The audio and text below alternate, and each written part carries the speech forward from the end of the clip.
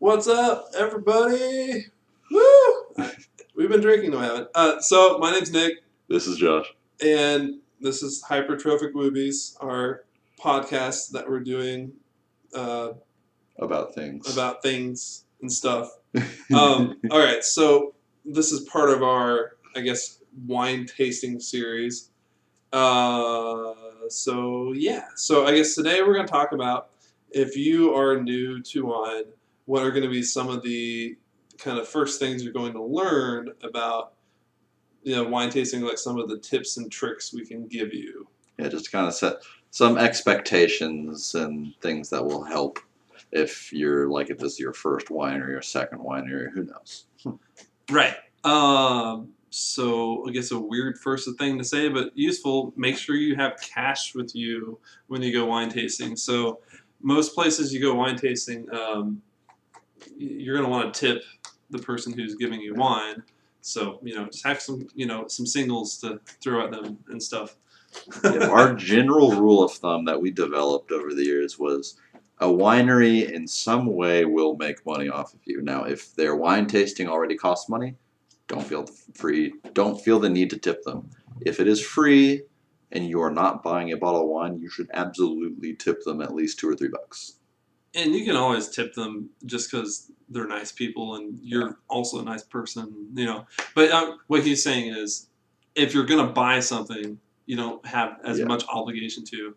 I always try to emphasize tip regardless, but you don't have to tip as much. That kind of depends on your own discretion, depending on how much you like the winery, how good service they give you. But just the general rule of thumb to keep in mind is somehow they should be making money off of you. Oh, yeah. Right. That being said... that's the most non-wine thing we can talk about as far as tips for wine tasting go. But that being said, if this is, say... if you haven't gone to one yet, a lot of general expectations to first kind of be prepared with is, so most wineries, the way a wine tasting is going to work, they're going to give you anywhere from, we've seen the smallest ones average about 5 to 6 tastings. Yeah. And we've seen some go as high as 10, some even 14. It really depends on the winery. Well, I think the minimum and maximum I've seen is, I think it's like a combination winery down in Herman. It's like, I think it's Deerberg. Was that the one with the really nice ones? 3 Lane, whatever. Yeah. Those are, okay, so there's this place down in Herman, and I think they combine these 3 different wineries into one, but all the wineries that you're sampling from, all the wines are from wineries from California, so they're not even Missouri wines. Not that matters, but I think the way theirs worked, you could only sample 4 wines. Yeah, theirs was a little different, but usually 4 to 5 is on the smaller end, but fairly common and not bad. And you won't often see higher than 10. It happens, but you won't see it often. But I think I've seen one that's 20. Wasn't there? I know Turtle Winery in Weston, Missouri. They've got a full list of 15 or 16 wines, and you can try every single one that you want. But you probably won't. You probably won't. And that's where, more often the ones with the larger ones, you're going to see where the style they take is you can taste whatever one you tell them you want to taste. And then that's just at your discretion which ones you want to do. But I say that to say, so wineries, the average, it's about a 2 to 3 ounce pour. You get, usually on average, 5 to 8 tastings on an average basis. Yeah. And what we found, at least for our group, and this could change for groups, the maximum amount of wineries we found we were able to fit ourselves in a day was about 4 to 5. Lately, we've only been doing about 3 or 4 on any trips that we do, but 5 seemed about the hard max. Well, yeah, and there's a few reasons for that. One is the traveling distance between wineries, because in most areas in Missouri, your wineries aren't going to be right next to each other. Now, obviously, there are exceptions like Herman or Augusta, both in Missouri.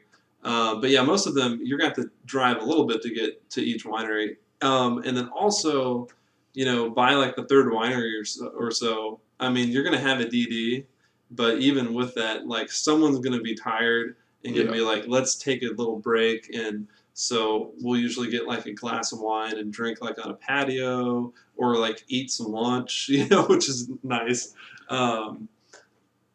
stuff like that.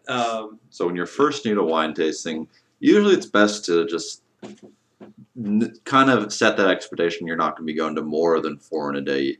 If that, you may just say you want to go to 1 or 2, but I would at least advise no more than 4 in a given day. You drink too much wine and you stop tasting it. That is very true. We've had that experience. We've done that a few times. It's fun in its own way, but then you realize I don't even remember what it tastes like, and you kind of have to go back. It's no longer wine tasting. It's just drinking at that point. Actually, kind of speaking of, here's probably a question most people who don't drink wine, who are thinking about getting into it, wouldn't know about spitting out the wine. Oh. That exists. It does exist. But no one does it. Not that we've seen. Not that we've seen. Now, I think when we were in Herman, which Herman has like 10 wineries like in one town, I think we did see that there. I think I've seen it like once or twice, but yeah, it's a good you bring that. So I will spell that in plain and simple terms. You do not have to spit out your wine. They do not care if you get drunk. It will happen to a lot of people. You are not doing anything that anyone else would have already done. Right. And I say that the very first winery we went to, I will never forget this. We opened the doors and a very drunk conga line of a bachelorette party just strolled on past us as we walked in. It was pretty awesome. I will never forget that sight. And then that just kind of set the expectation for me.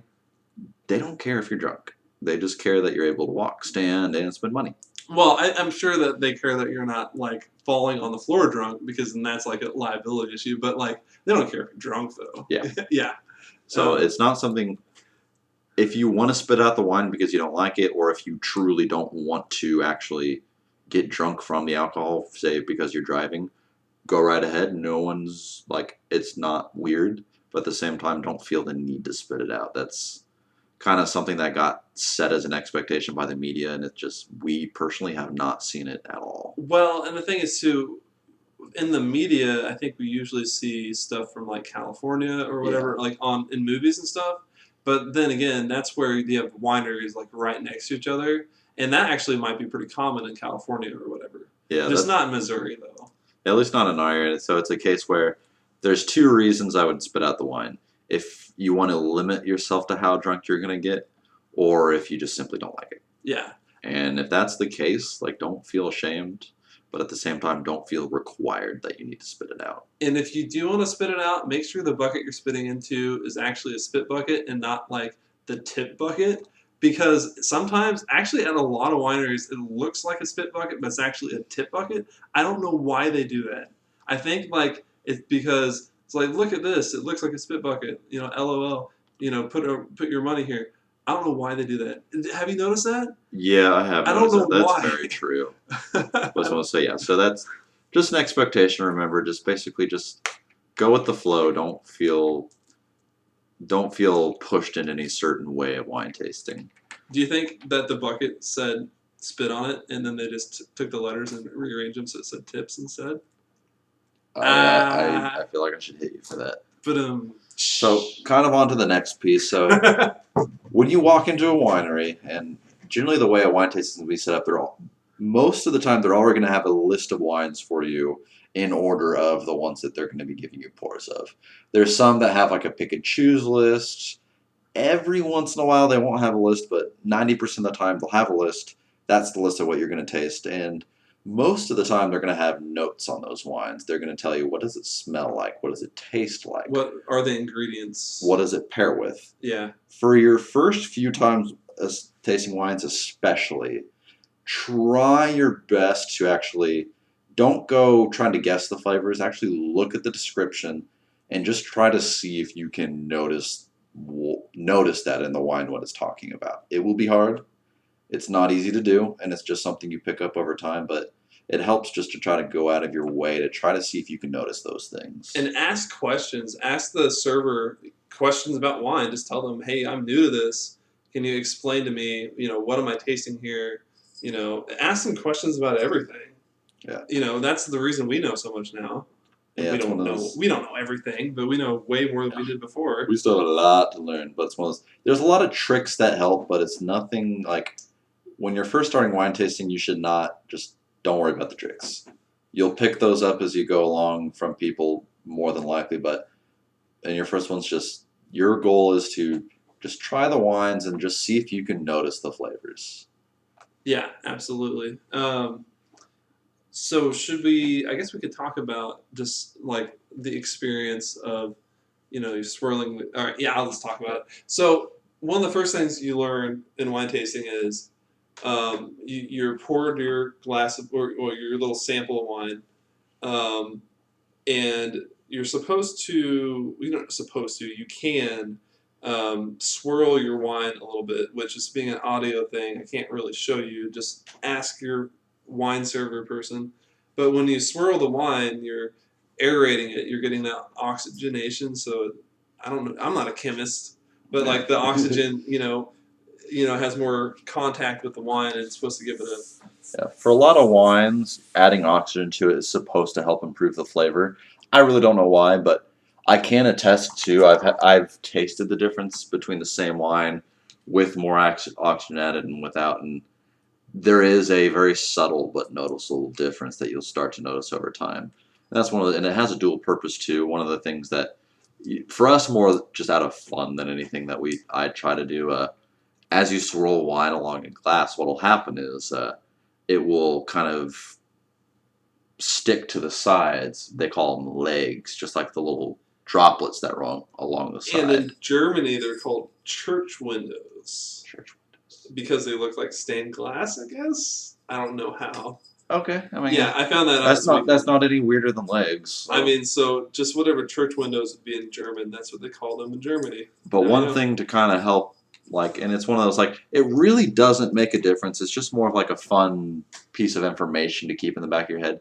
The more that those legs, those droplets are noticeable running down the side, the more alcoholic the wine is. So wine tends to range from, on the low end, 11 to 12%, to on the high end, 18%. 18% is more ports, so most wines are going to be more 12 to 15. Or a port, what's it called? It's only a port if it's from Portugal. Port style. Port style or port wine, I don't know, whatever. But so the more that you see the alcohol congeal on the side of the glass, the closer it's going to be to that 15, 16 range. Whereas the less that you see, it's going to be more like the 11, 12 range. I didn't even know those percentages, so I have those memorized. Okay. So yeah, the more you see it, the more alcohol. The less you see it, the less alcohol. Here's my question, though. So you're talking about, you can swirl the glass so that the legs kind of stick to the side of the glass and then slowly kind of come back down. But you can also hold the glass up to the light, and that top layer of liquid, that meniscus of the liquid, that's where you can see kind of that clear layer, and that's where you can kind of judge the alcohol amount as well from looking at that. That's technically the leg as well, right? You see, we're jumping ahead into some things but these are the kind of tricks that you can just pick up over time. The little things that you start to do that kind of help you with noticing things about the wine. Yeah. Something I want to mention really quick too. Speaking of aerating your wine, you can swirl your wine and get oxygen in there to kind of change the taste. Supposedly, and we're not experts on this by any means, but when you open a bottle of wine, you're supposed to let it breathe for a while. And depending on the wine, depends on how long it breathes, if you should let it breathe at all. But then there's other stuff too, like should you chill your wine before you serve it? How do you store it? Stuff that we don't even know yet. There's a whole breadth of information on that, and we're just on the tip of the iceberg on that. Yeah. And we should save that discussion for later. Just back on just normal wine tasting. So to at least touch on, to just give an expectation. So most wineries, there's a very specific order that almost every winery will go in. Generally, what will happen is they will start off with dry whites. Then you will go to dry reds. And then they will switch back to sweet whites and then to sweet reds. So it's always white first, then red, dry first, then sweet. And there's usually some wineries will switch it up. Yeah. But a lot of wineries at least start in some way close to that pattern. I think I've seen a few wineries where they just go dry to sweet. Yeah, there is some And that like do that. they'll go back and forth with the red and the white, won't they? I think so. A lot of it will depend on how many wine at least what I've personally noticed, the more wines that they do, the more they stick to that 4 pattern. And that's mainly because a lot of wineries, what they like to do is they like to minimize how often you switch from a red to a white.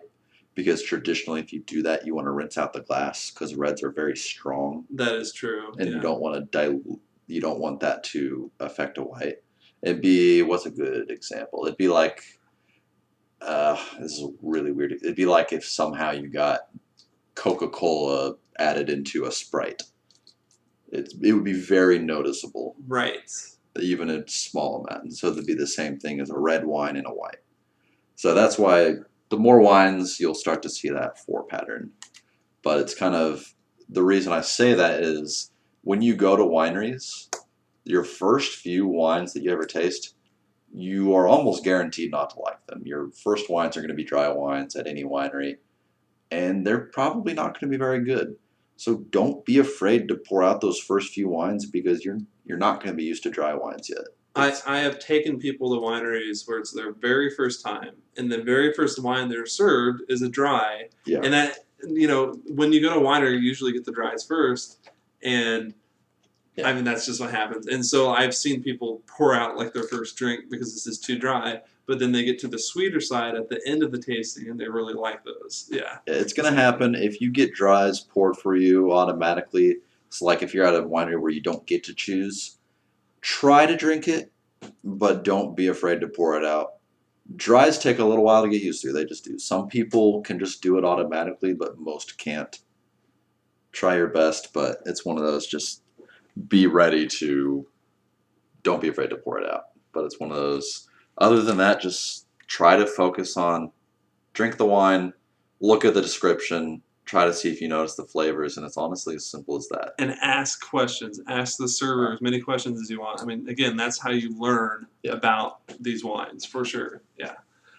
But we will talk about so much more about this next time. We have so much to talk about with the wines. Yeah, we are kind of jumping around a lot, but we will touch on everything that we know. But at least for this episode, we will leave off here and sign out. See you later.